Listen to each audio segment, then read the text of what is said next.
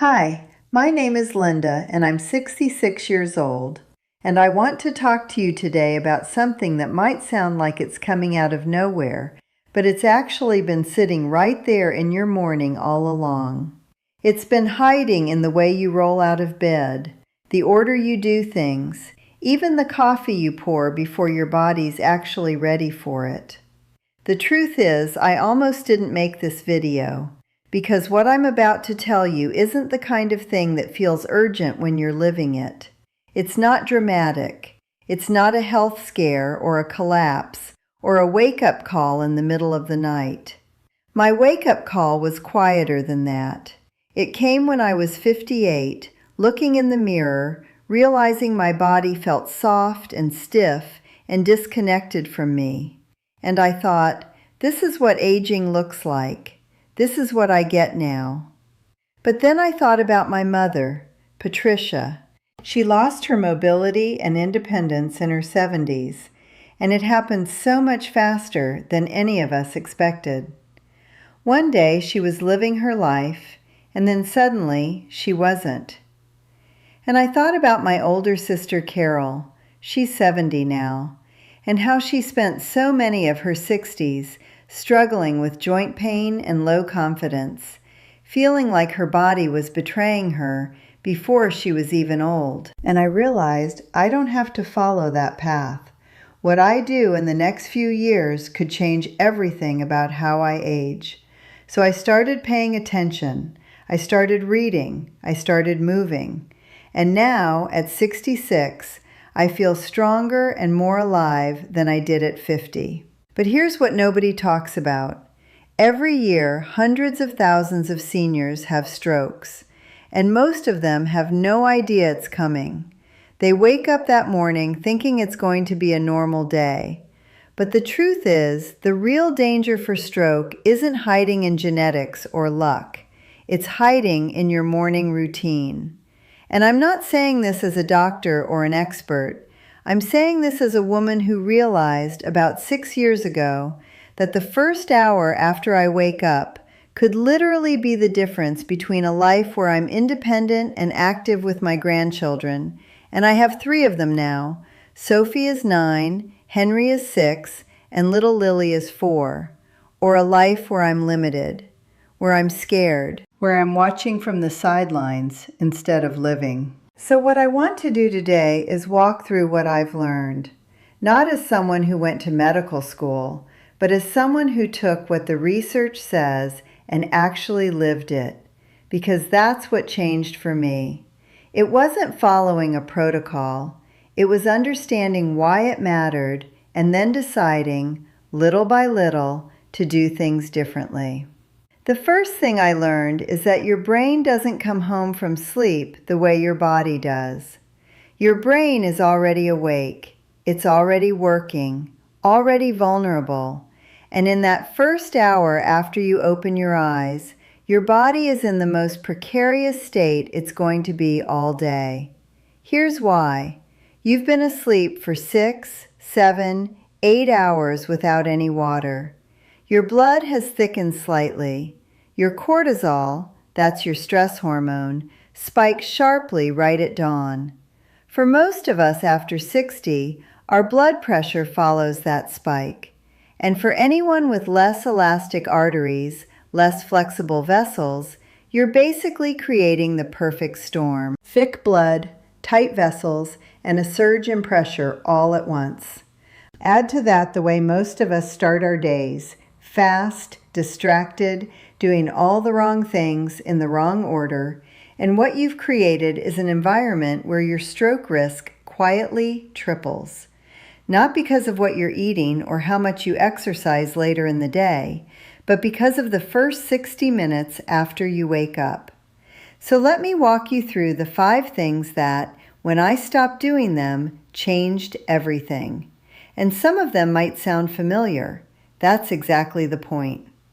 The first one is the most overlooked of all, and I know this because I did it for decades. I'd wake up and go straight for coffee, maybe brush my teeth, check my phone, pour that first cup. And I never, not once, drank any water first. And what I realized is that after 8 hours of sleep, my blood was like a sponge with all the water wrung out of it. The medical term is viscosity, the thickness of your blood. And thick blood moves slower. It clots easier, and it stresses both the heart and the brain. There's a study from the European Journal of Neurology that found low morning hydration was a contributing factor in nearly half, 48%, of first-time ischemic strokes. Not genetics, not diet, just dehydration. Nearly half. So this is the moment everything changed for me. I started waking up, and before I did anything else, before the coffee, before the pills, before I checked the news or called anyone, I drank 1 full glass of water, room temperature, not ice cold because ice cold actually shocks the system a little bit. Just water, room temperature or warm. And I'm not going to lie and tell you it felt natural at first. The truth is, part of me wanted that coffee immediately, wanted that stimulation. But what I realized is that my brain didn't want stimulation. My brain wanted circulation, and that starts with hydration, not caffeine. It took me about 2 weeks before that habit felt normal. And then something interesting happened. I felt more awake after that glass of water than I ever did reaching straight for coffee. The second thing that changed my morning was understanding what happens when you stay still for too long right after waking up. I had gotten into this habit, especially after I retired, of waking up and then just lingering in bed, reading on my phone, scrolling through messages, maybe staying there for 20, 30 minutes before actually getting up. It felt restful. It felt like I was easing into the day gently. But what I didn't understand then was what was happening to my circulation while I was doing that. After 60, your blood vessels are less elastic than they were when you were younger. They don't bounce back as easily. And if you go from hours of lying down to just sitting motionless without any movement in between, blood starts to pool in your lower body. It slows the return to your heart, and it reduces the flow of blood to your brain. And for anyone with plaque building up in their arteries, or anyone at higher risk for clots, that can be the moment that triggers something serious. I remember the first time I read about this, I thought, well, that's the opposite of what I thought. I thought lying in bed was safe.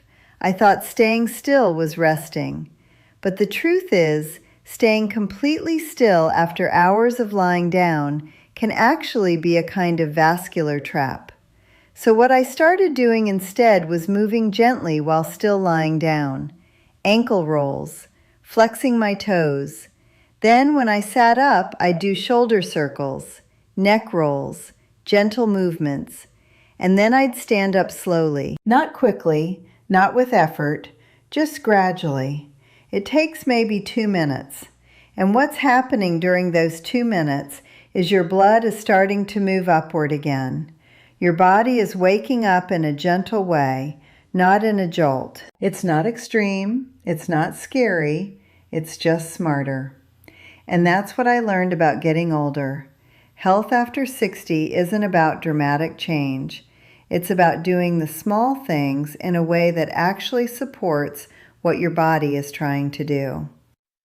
The third habit that was silently raising my risk was something I didn't even realize I was doing. I was skipping breakfast. I'd wake up, have that glass of water now, maybe have some coffee, take my vitamins, and then I wouldn't eat anything for hours. I'd tell myself I wasn't hungry. Or sometimes I'd think I was being healthy, doing some version of intermittent fasting. I'd even feel a little proud of it, like I was practicing discipline. But what I understand now is that after 60, skipping breakfast, especially when you're already dehydrated and your blood sugar is already lower when you wake up, that's not discipline. That's actually denying your brain exactly what it needs at the exact moment it needs it most. The brain runs on glucose. It doesn't store much. So when you're already dehydrated from sleep and then you don't eat, you're creating what one doctor I read about called a perfect storm for dizziness, mental fog, or worse, a vascular event. Especially if you're on blood pressure medication or diabetes medication. I remember reading about a study that looked at stroke cases in people over 65, and so many of them had this pattern. They'd skipped meals, they were on medication, they were stressed, all three together. And I thought, that's me. That's exactly me. So I made a shift. I started eating a small breakfast, and I want to emphasize the word small, because I know a lot of us think that healthy eating has to look a certain way or involve a lot of preparation.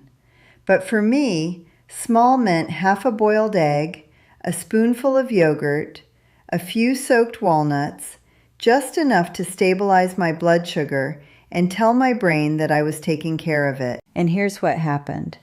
I had more energy. My mood was steadier. I wasn't reaching for snacks mid-morning. And I felt, this is hard to describe, I felt like I was honoring my body instead of testing it. The fourth thing I changed wasn't about what I was doing physically, it was about what I was doing mentally, and it was harder to change than all the others combined. I used to wake up, and before my feet even hit the floor, I'd check the news. I'd read my emails. I'd start thinking about the day's schedule. Sometimes I'd even argue with David, that's my husband, about something that hadn't even happened yet. All of that before I'd even had water or moved my body or had a moment of quiet. And what I didn't understand then was that your brain after sleep is in a fragile state. It hasn't fully switched into gear yet. Your cortisol is already peaking. Your blood pressure is already rising naturally. And if you add mental strain on top of that, worry, frustration, stress, you amplify the physiological stress that's already happening in your body. There's a study published in the journal Stroke that followed over 93,000 people for more than a decade. And it found that people who experienced high psychological stress early in the day were significantly more likely to suffer a stroke, even when researchers controlled for all the other factors like age and smoking and blood pressure. But here's what really struck me. The risk was highest in people over 60, and it was highest of all within the first 3 hours after waking up. So when I wake up and reach for my phone or dive into my to-do list without creating any space, I'm stacking pressure on top of pressure in a body that's already on edge. I created a buffer, 10 quiet minutes. Sometimes I stretch, sometimes I walk. Sometimes I just sit with my tea and don't do anything. I let my brain stabilize before I load it with tasks and information and decisions. David teases me a little bit because he wants to tell me things first thing in the morning, and I gently redirect him. But he gets it now. He sees the difference in how I move through the day when I start with quiet versus when I start with chaos. And the fifth thing, this is the one that really matters, and I think it's the most overlooked of all. Physical stillness. And I don't mean rest, I mean inactivity. Waking up and then spending the next hour or two sitting on the bed or at the table or on the couch. No real movement, no circulation, just stillness. When I first retired, this was my life. I'd wake up, pour my coffee, read the paper, maybe sit on the porch. It felt normal. It even felt healthy, like I was easing into my day in a civilized way. But I was creating the exact conditions for a stroke without even realizing it. Because after 60, your blood is already more prone to clotting. Your veins don't push blood upward as easily as they did when you were younger. And without movement, the whole vascular system slows down. Your legs become pooling zones, and that's where most clots begin. I remember reading about this in hospitals, how post-surgical patients who stay sedentary are at sharply increased risk for deep vein thrombosis, blood clots in the legs. And I thought, well, I'm not in a hospital bed. But the truth is, if you're seated for long stretches right after waking, your body can't tell the difference. The pooling is happening. The risk is there. There's a study from Circulation that tracked over 8,000 adults over 60. And it found that people who spent more than 9 hours a day sedentary had double the stroke risk. Double! Even if they exercised later in the day. Even if they walked in the afternoon or did yoga at night. Because it's not just about how much you move, it's about when you move. The first hour after waking up is the window. That's the critical time. If you move early, you activate circulation. You tell your body the day has begun. But if you stay still, your body assumes it's still resting. And that stagnation, even though it feels harmless, becomes one of the strongest predictors of stroke later in life. So I started moving in the morning. Nothing extreme, nothing that requires a gym or equipment or special clothes. Just 5 to 10 minutes of light mobility.